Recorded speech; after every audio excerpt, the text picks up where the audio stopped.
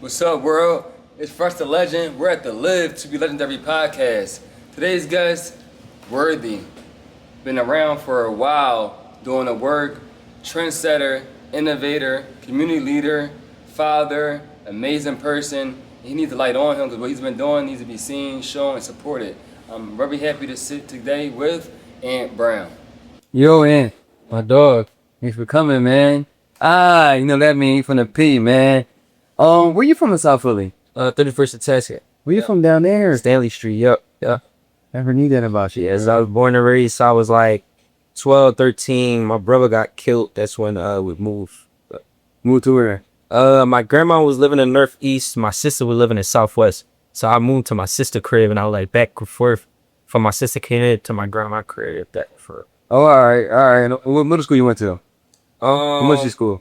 I went to I was at Alcorn. Alcorn was elementary school. I got kicked out of Alcorn in 5th grade. Went to Barrett for a little bit. You go Barrett? Yeah, but then that was that. I couldn't stay there due to the part of the city I was from at that time. Even though I wasn't a part of a bunch of stuff, but my brothers and just once you come past 28th Street, it's a whole different ball game. Barrett was a bad school. Yeah, and it was where that 31st Street, 27th Street, and all that stuff. Yeah. That's where everybody went at. And it was so crazy about that. And I go to like the middle school and high schools was when I got kicked out of Alcorn and got sent there, I'm talking about like homies that I used to hang with that last school year. Like I used to spend the night at their crib on Adams Street. Was waiting outside ready to jump me with the whole school. Just cause they used to like, yo, he from Tasman. But that showed me how like the P get for real. Oh, you didn't Barrett. So yeah, then I had transferred to Penrose, and I went to Penrose in middle school. That's in Southwest. Hey, so you graduated from Penrose? No. I graduated from Creighton, so I went to Penrose from 6th to 7th grade, and then I went to Creighton Elementary in 8th grade. Graduated from Creighton. Damn, I never heard of Creighton. Yeah, where you go to high school there? I went to Fells, Sammy Fells. Oh, Fells, okay. Yeah. On 9th through 12th? I went to One Bright Ray. Around like I think that was like my last year, 12th grade. That was an alternative school. So I just wasn't doing good in Phelps, like grade wise. And then I went to like a credit recovery school, which was One Bright Ray, and that was down like 4th of Somerset. Like you might see like they wear the blue shirts and stuff like that. It's like you got like felon grades and all that. You can like carry up and get your credits and all that. So I graduate on time. And then did you go to college? No, I ain't go to college. Did you went to trade school? No secondary education. So what did you do after high school? So after high school, I just started working. I started working at Walmart. Well, for a year, I graduated, let's say 18 until like 19. I kind of was just like being outside more. I was with my homies, be hanging around North, just be outside, just around, like all around the city. That's how I'm so connected around the city. That's how I was getting there. I was about running around a lot of different places. And not in a negative sense, but I just got homies everywhere. Going to parties, and then I just got a little bit more focused once I started working. I got a job at Walmart, and then I was working overnight, so I ain't really had the energy to do nothing. So I was just working, grinding, and then trying to figure out what my next path was. So it's funny because you were connected, but it's like it starts from all those different schools you went to. And then you get older, they're like, oh no, you from this and no, you from that. So that's funny. You went to Yeah, I went to the same school from kindergarten to 8th. Yeah. Same school from 9th to 12th. Yeah, that's a blessing. Yeah, like I didn't. So that I couldn't imagine that, but what I mean, that's why you're so popular now. So when did you start rapping? All right, it's funny, right? So my older brother's like raps, be writing raps in the crib. My older brother, Keys, he from Tascan too. He was known a lot in the jails for rapping and all that. And Is Keys when he died? No, that's Rap. Rap Okay. died. Keys still alive. And he used to just always be rapping and all that. So I remember I was young though. I was probably like in the 1st grade. And then I wrote like this nursery rhyme bar for real, just cause they was in there rapping. I was like, I'm gonna try it. And then, didn't rap again after that until I graduated high school, when I was just like, yo, I want to start rapping. But I knew I wanted to do it from a different perspective. Like, so I just started studying who I felt like was the greats, studying my craft. And then, so yeah, I would say like 18 is really when I started putting bars together. Like I got real fascinated. And like when I get fascinated with stuff, I just like overly do it. Because that's how I know you. I know you from the rap, like as a rapper for first. So, you know what I'm saying? So you went from like working at Walmart and start rapping, you just rap serious? Yeah, so when I was working at Walmart, I was rapping. Like I knew I'm like, yo, I want to do something in entertainment. I know I want to be an artist, but you know, you gotta figure out your style, you gotta figure out your craft. You think you good at first until the next 2 years, you're like, damn, you're What era is this? Like, is this like Art Garage era? This is era. this is Voltage Lounge era. Okay. Like you feel me? When everybody was Sigma Sounds. yeah, this was that era. You feel me? But what I did was like I spent like a year and a half, 2 years of just like learning the craft before I even stepped in the studio. You feel what I'm saying? And to try to record something. And then what I was doing was I would record songs and then I start doing an open mic. You mean? So I went like 2 years of just writing before I actually before I actually got in the studio, and then I start doing like the open mics and all that. So how do you feel about like, and tell me how your opinion about this? Like, I feel like you were popping as a rapper, but I feel like you were bigger as like a community leader. How do you feel about that? 'Cause I know that wasn't your dream. You know what I'm saying? So I think, or was it? Like, no, yeah, I think Allah is the best knower. You know, whatever God will order your steps. You might think you want to do something, and then the creator be like, nah, this is what you're gonna do. But I do know, like, I wanted to do something positive. You know, like I wanted to use my raps to like talk about where I came from in a way that's like transformative to the listener, opposed to just glorifying something, you know? So I think that led me into like getting into community organizing.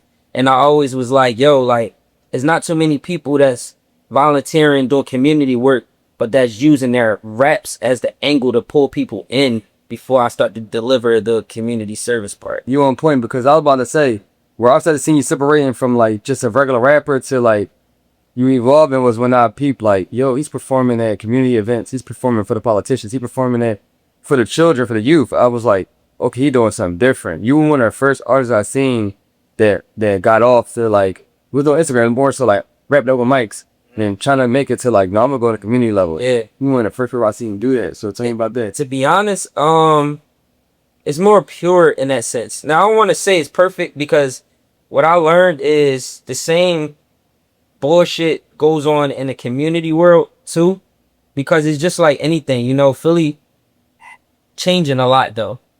It's a lot of unity here now, but it do have its crabs in the barrel element, and you run into that even when you want to start your own nonprofit or whatever. You know, I didn't start the nonprofit at that time. I wasn't even thinking, but if we talk about the steps there in regards to certain things I went through, like going through the music scene and trying to get on in the city, you realize you keep hitting a lot of brick walls and you see the politics behind it. And it's cool as politics and everywhere.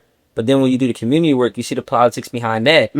But I will say the doors opened up for me more, like you mentioned, because it wasn't too many, really, nobody else doing it, what I was doing. So it was just like a wide open lane. Yeah. However, once you start getting a little bit of influence in that scene, and people who usually follow traditional paths to get influence and community work are just power or whatever. And once you start getting like, bro, you don't even follow the path the way we did it. Why y'all favoring this young boy? Or why? You know, so I went through the same thing, but it wasn't as blatant as what I went through with the music stuff. So going to the open mics, I feel like we didn't have a fresh delay. Like, we didn't have nobody with your heart running open mics at the time. There was about tickets of $7. You know what I'm saying? You don't say 20 tickets, 20 as a piece, you can't even perform. You feel what I'm saying? And if you got $5, you can perform no matter what you're saying. You get what I'm saying? It wasn't nothing like where you gonna be like with you and White Boy, I can tell y'all give a fuck about the culture. It wasn't none of that. So I'm literally just running around. I'm doing ciphers. I'm brushing shoulders. But, you know, I'm a firm believer of like, I don't take a lot of things personal. So I never let the shady shit that have been going on, you know, during my time running around to the open mics when nobody really paid me no attention. Like, it wasn't cool to answer Ann Brown or even look me in the eye when you talk. You know, that a lot of that changed now, but during that time, I'm still the same person, same respectful, really ambitious, good folks. You feel me? If I have the resource, I give it to you. But the same shit I went through in the music stuff is the same thing I went through a little bit in the community stuff once I started to really like get a more solidified name. But it wasn't as bad, I would say, because at the end of the day, if you talk bad about somebody that literally don't have no bullshit on his name, been putting in work, been consistent, been, you know, leading his own projects through his ideas, you can say but so much. You will look worse talking bad about this person than anything, because it's like people will be like, like I never had that counter. So Tell me about like the comparison. You touched on it briefly, but let's get more in depth. The comparison of like the politics and music. Like I see shout out Kenyatta Johnson, you know, shout out Anton Moore, shout out Curtis Jones, shout out Isaiah Thomas. But I see a lot of those guys doing shows. Yeah. I see a lot of guys booking artists. I see a lot of guys hosting, curating. You know what I mean? I'm like, yo, like they're like MCing, they're coming to our lane, you know? And then musicians, they rapping and singing, but when you come to working with them, we want to feature where it come out, they on some political stuff. Yeah. So it's the same. I think that's just like human psychology. I think it's just, power, it affects people in different ways, whether they realize it or not. And Anton, the difference between Anton then doing it, like that's when I had to do my research, because I think people who like was inspiring me was like specifically Mont Brown, like, cause he became my mentor, and he really like, and we can get into that, but he really like helped the power structure. I feel like changed the way they looked at me and respecting my work.